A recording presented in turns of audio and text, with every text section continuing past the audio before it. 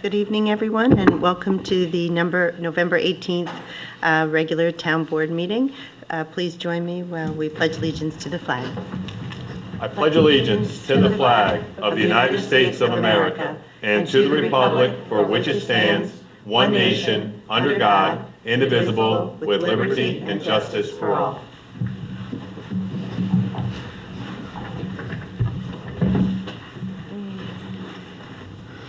Actually, we have the executive session first. Why don't we just postpone it? Yeah, let's have It's that. not, It's not on here. Okay. Yeah, All let's right. just go, Yeah. just a few. Okay, good. Okay, well, welcome everyone. Thank you for coming. The first item on our agenda is we have our Dutchess County historian, Will Tatum, here. He's going to give a little presentation on heritage tourism. So come on up, Will, and make yourself comfortable right over here. Great, thank you. Okay. Ken Schneider, how are you? Hi, everyone. Well, thanks for coming, Will, and welcome to Hyde Park once again. Thank you very much for the invitation. And thank you all for coming out on such a beautiful evening. I hope our Indian summer lasts for a little longer. It's good for heritage tourism.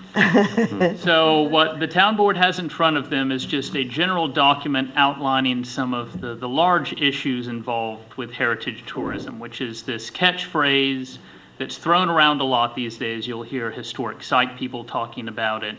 You'll hear the tourism office talking about it. You'll even hear state and national government talking about it. We, in fact, are about to enter our second year of the state's Path Through History program, which is all about increasing heritage tourism throughout New York and trying to get us to compete more effectively with Massachusetts and Virginia, who have currently cornered the market on heritage tourism. But perhaps the most important question, and certainly the first to answer, is what do we mean by heritage tourism? Well, the official definition that the National Trust for Historic Preservation has is that heritage tourism is traveling to experience the places and activities that authentically represent the stories and people of the past. Now, to put that a different way, it's using your historic sites, your museums, and your other cultural sites to draw in people from outside of the community. Here in Dutchess, and especially here in Hyde Park, we have local histories that go back for several hundred years, so there is a rich landscape full of historic buildings.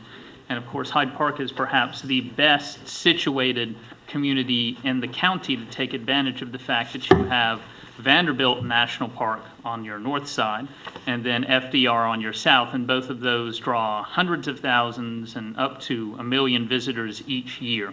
So you already have two big sites that are run by the National Park Service, so they're being supported with federal tax dollars, which you can use as a means of taking advantage of the more local sites within the bounds of your community. So that leads us to our second question, which is, why is heritage tourism important? Well, the bottom line, especially for local government, but also for local business concerns, is that heritage tourism provides you with an additional line of revenue that is not drawing from the local population. So what you're doing, to put it as simply as possible, is you're encouraging outside visitors to come in and spend money in your communities. For local businesses, that means that you automatically get an increased amount of folks coming to your stores, spending money without having to pay more money to promote your establishment and your product. For local government, that means that your hotel taxes, your local sales tax, your local restaurant or food tax, if you have it, generates more revenue that is not coming from the purses of the local population. Since 2008, we've been in a national, state, regional, and local downturn in the economy. We've seen tax revenues going down across the board. No one wants to see that revenue shortfall made up by raising taxes. And I pay taxes just like everyone else, so I certainly don't want that myself. One of the ways to get around that is to promote heritage tourism and to get other folks from outside of the county helping us fund our projects and increase, if not maintain, our current levels of revenue generation within the community. The other advantage of heritage tourism is that for the most part, it does not require a huge investment in infrastructure. So for example, if you're trying to recruit a manufacturing business to come in and thereby generate jobs and revenue for your community, you're going to expect probably some sort of physical establishment to be built within the community, potentially requiring an extension of local services, including road networks, to support that facility. If you're looking at establishment of a bedroom community for a larger city or industrial area farther away, you're looking at what may be a temporary boom in terms of the housing market, the construction of those structures, but again, the requirement of an extension of local resources to cover them. Heritage tourism makes use of the stuff that is already in place, and which in most cases, especially here in Hyde Park, has been in place for up to a couple of 100 years. So the good news in that is that your investment in heritage tourism in terms of the money you have to spend to develop it is relatively small compared to the amount you would have to invest for other ventures. Now, the other side of that coin is there is some money that has to be spent to promote and to assist local heritage tourism programs, but it's not money that you have to spend solely out of the local purse. We have at the end of your document here a list of resources which include state and county level agencies that will help you with promotion and also help to advise on events and other related issues to heritage tourism. So since our target audience this evening is local government and the folks interested in it, that brings us to the question of how does local government tie in with heritage tourism?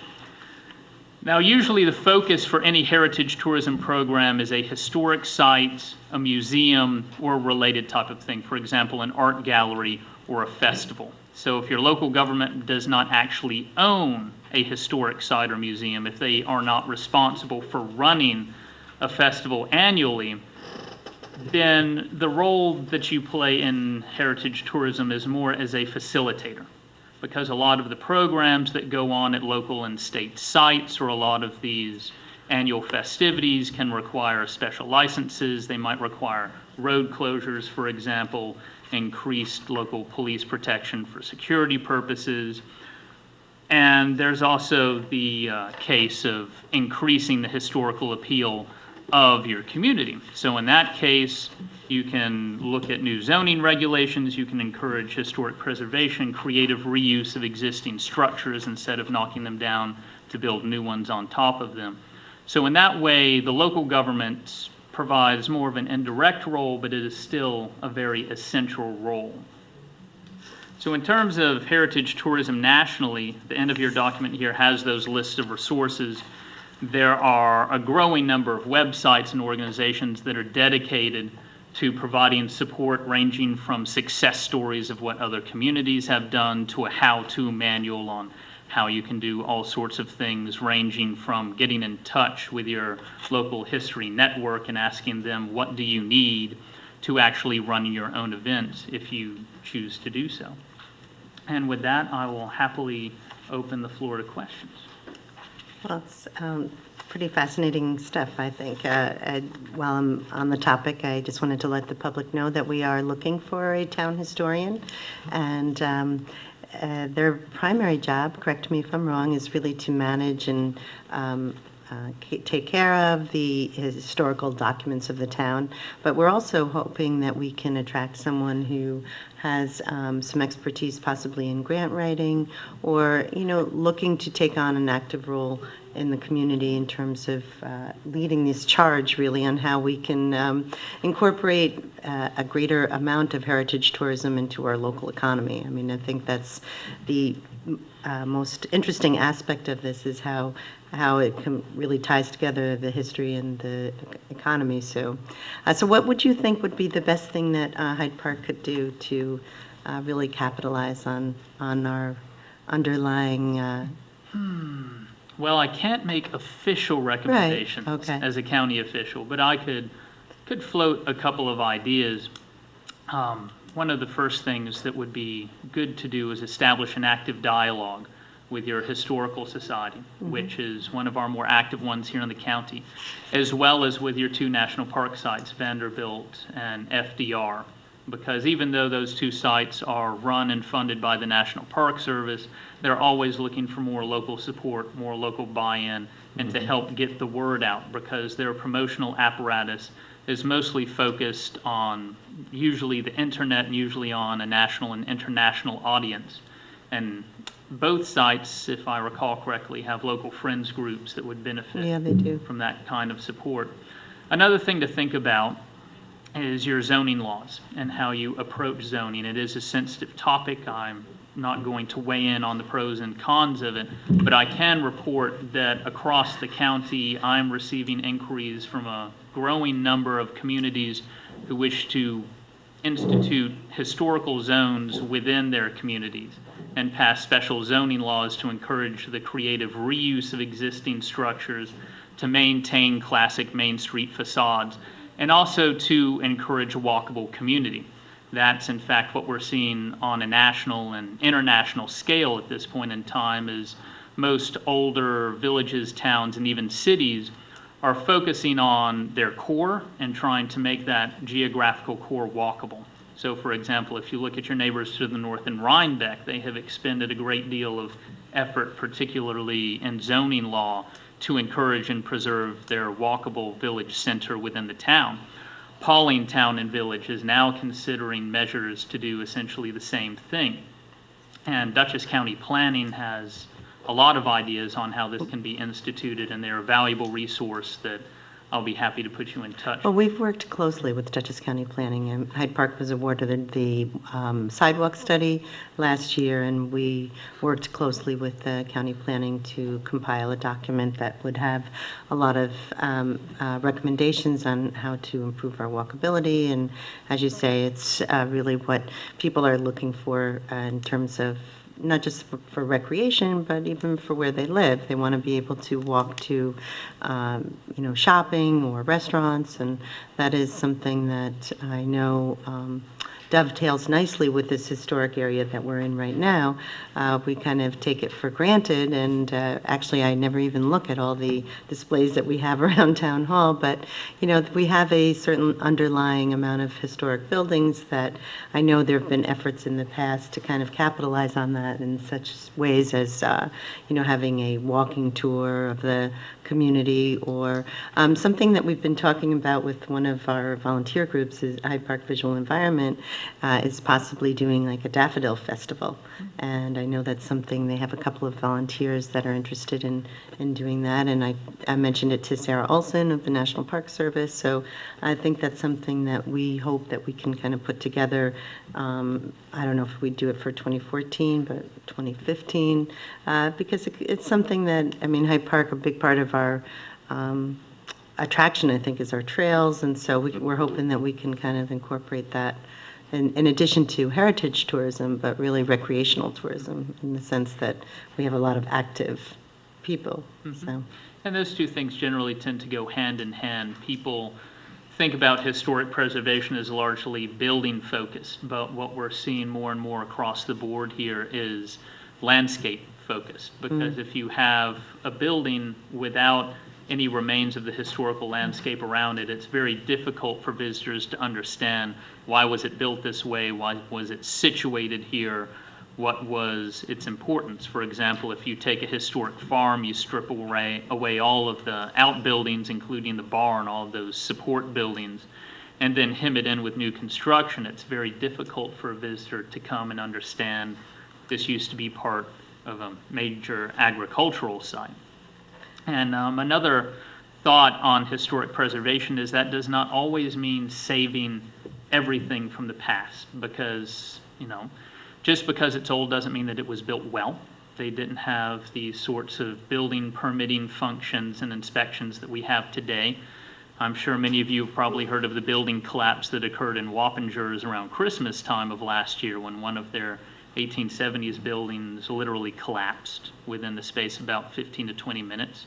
Luckily, no one was harmed in that. So historic preservation doesn't mean to preserve everything. You obviously want to preserve your most outstanding sites, your most outstanding examples of local history, but you do not want to stifle creation of new buildings, new enterprises. But what you can do is encourage those new buildings and new enterprises to match the historic facade of the area. So especially here in Hyde Park and along the Hudson Valley corridor in the county, you have that brilliant use of stone, the following of the old Dutch style that FDR himself encouraged. So these are things to think about where you can mold new growth to help match what already exists.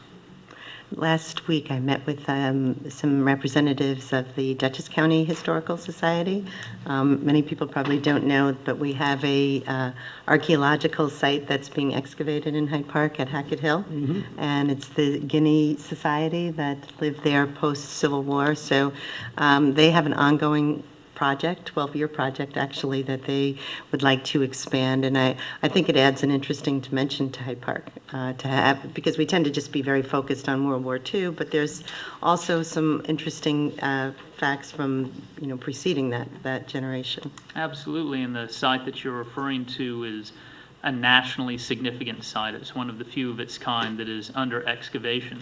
And if you look at other areas, there is such a thing as archaeology tourism. You look at, for example, historic Jamestown in Virginia.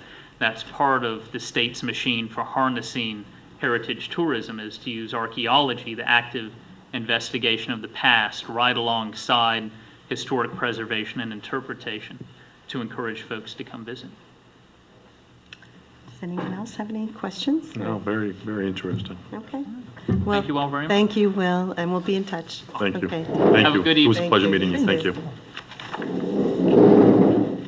Okay, the next item on our workshop is a Christmas tree disposal project, and that's Mr. Schneider's. Yes, Councilman Schneider's. I'm sorry that our Highway Superintendent, Walt Doyle, is on vacation. I was not realizing he was still on vacation, so I'll have a conversation with him when he returns. But, I've always, I live in the area of Hyde Park where I have woods where I can just dispose of my Christmas tree easily. But, I think of the people that live in the center of town, on Holt Road, and all those developments, what do they do to get rid of their trees?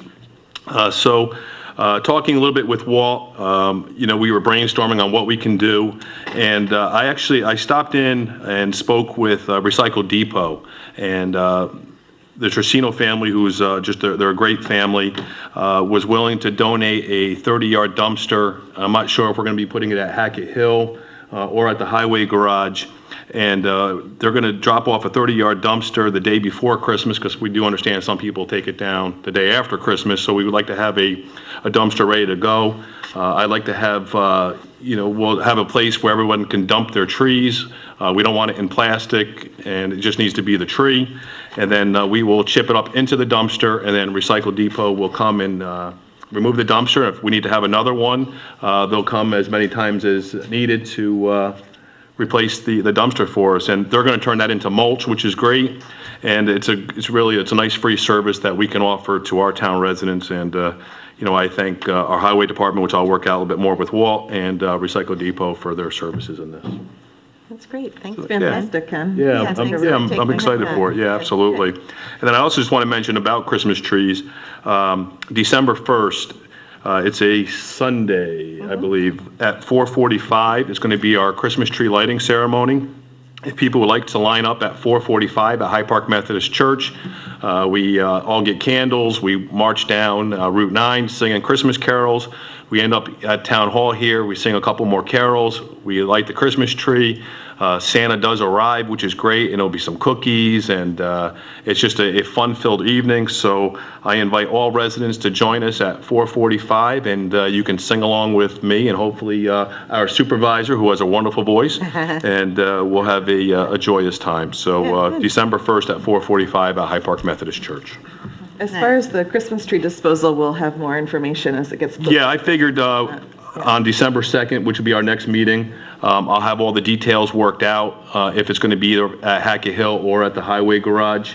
I believe last time Gene's Tree Service donated their time and service, and we had a drop-off point at Hackett Hill, which I think is a good place.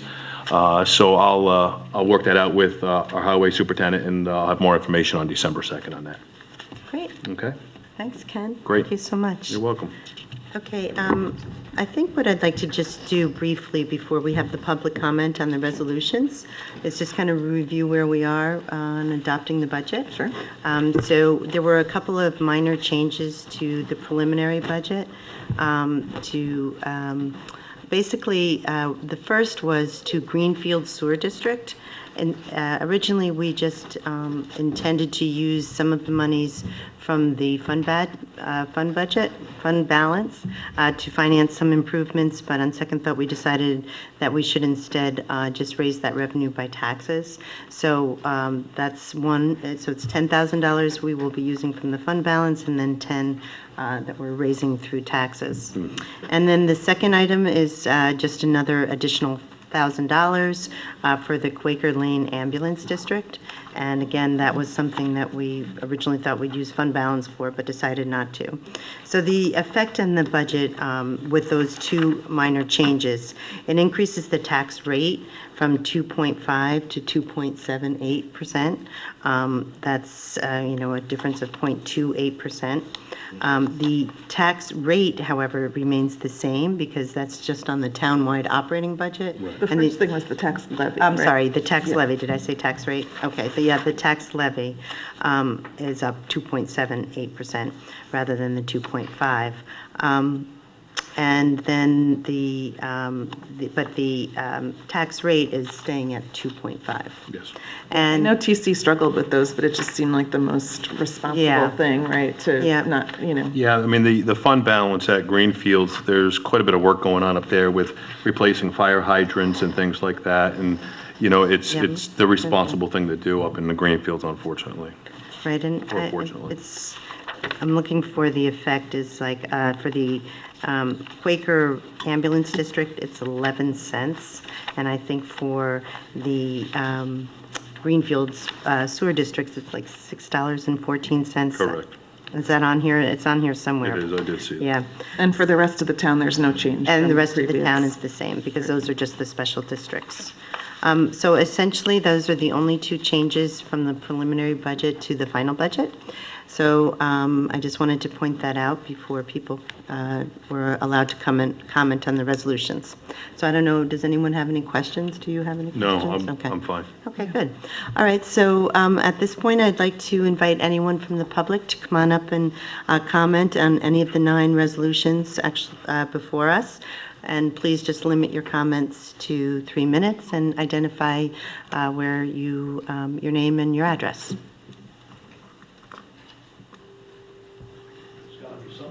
There is.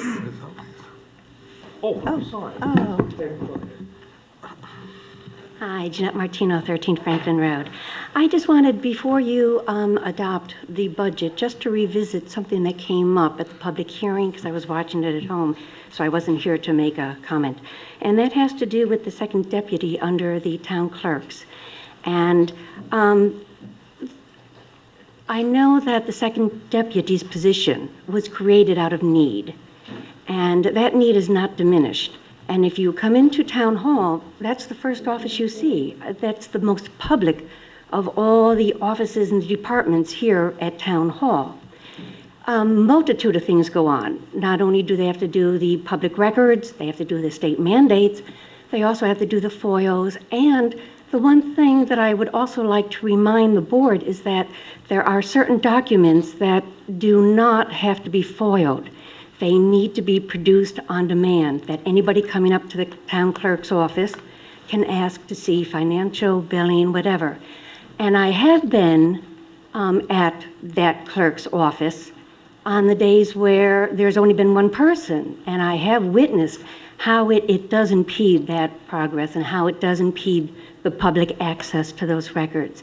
I know that at this point, the budget is not going to be changed, but I would encourage the town to try to look within to find out what can be done that will still facilitate those records and the town clerk's obligations without impeding, without creating a lack of commitment to transparency and open government.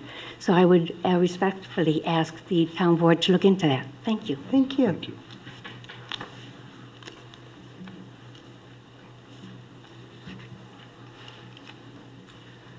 Herbert Sweet, 6 Covey Road. Can you move the mic up, please? Looking at the camera.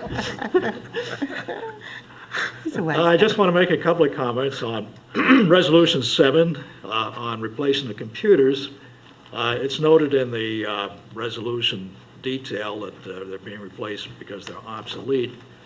And I just want to add a couple of comments on that, primarily for the edification of the general public. The town is using Windows XP computers, which have been a very good operating system over the years, but they finally, in their old age, have become a serious security problem. And by April, Microsoft won't even be supporting them as far as security is concerned in any other way. So it is a very wise move to be replacing our computers and upgrading.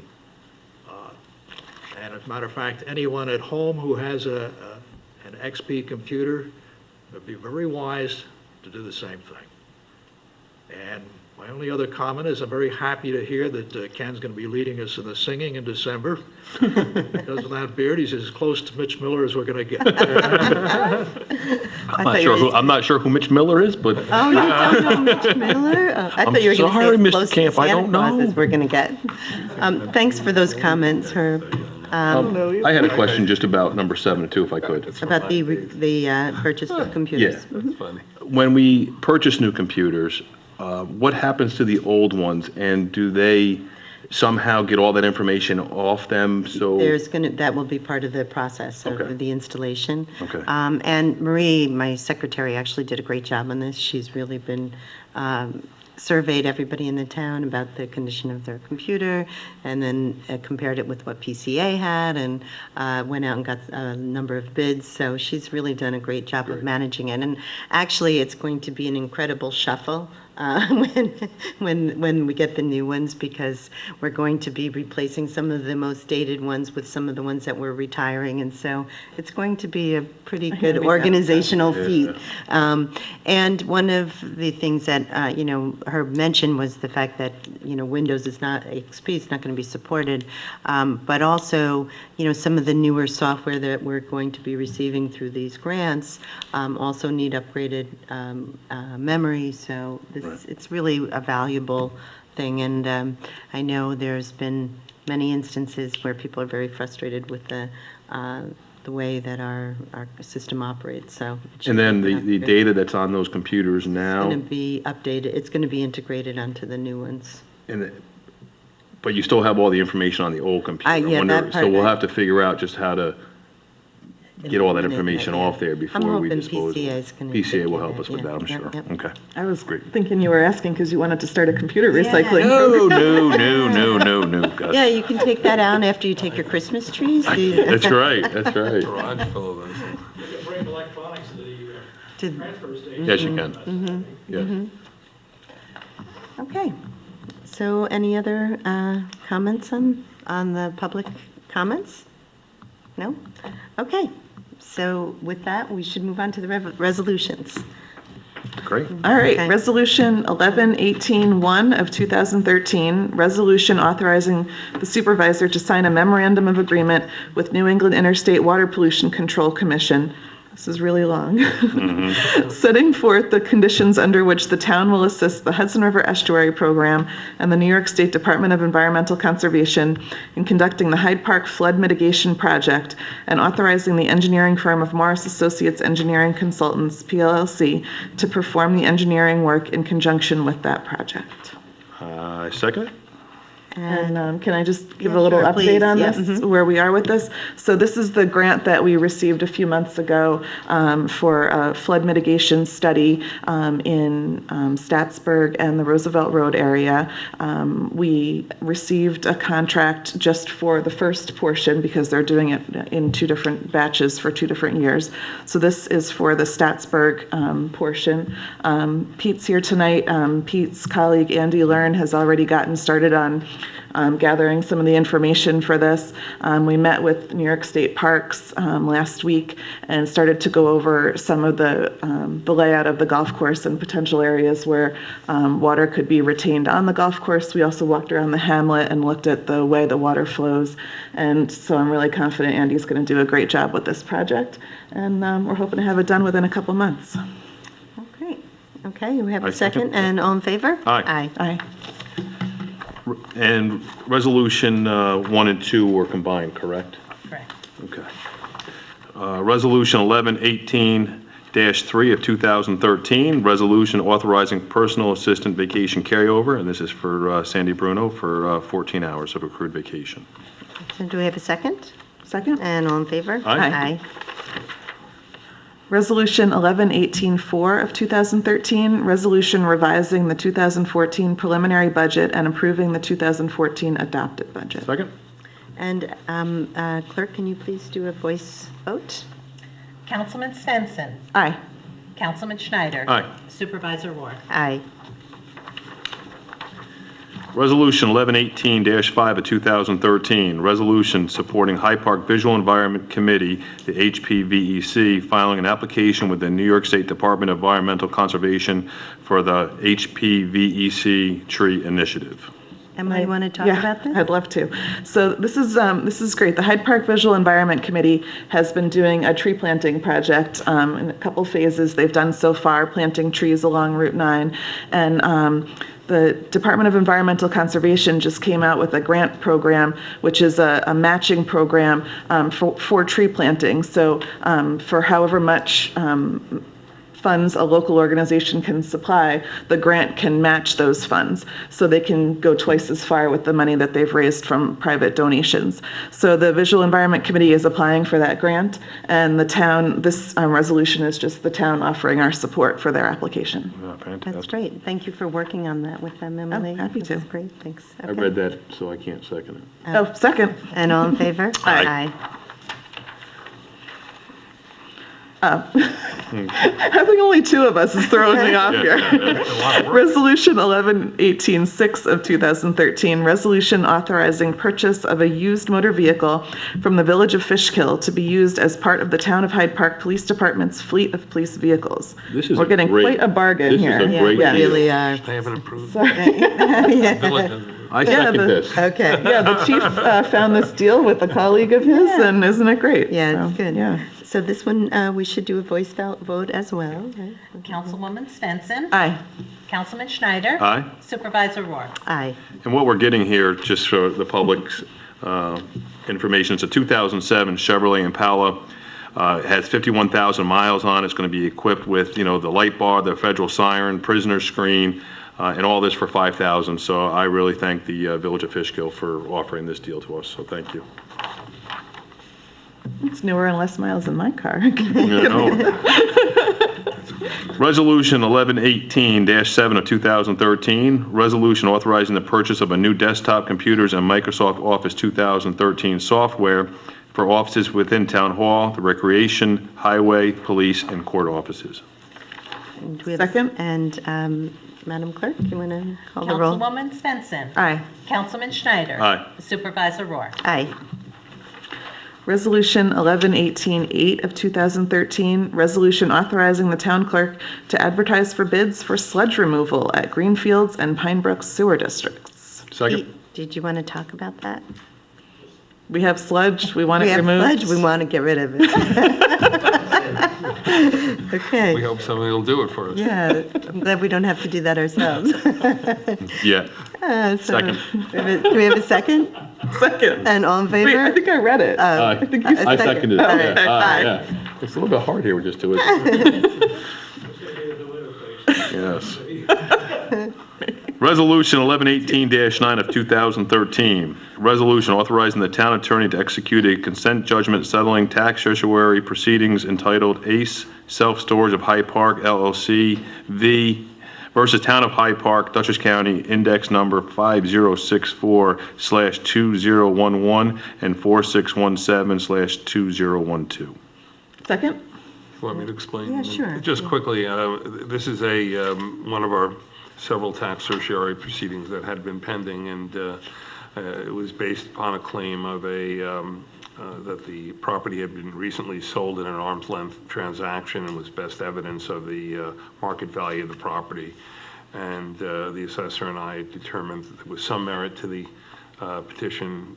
We did not settle for as much as they requested, but they did agree to waive any refund from the town, which is part of my policy in trying to settle these cases. So I think it's a good and fair settlement for the town. Thank you, Warren. That's great.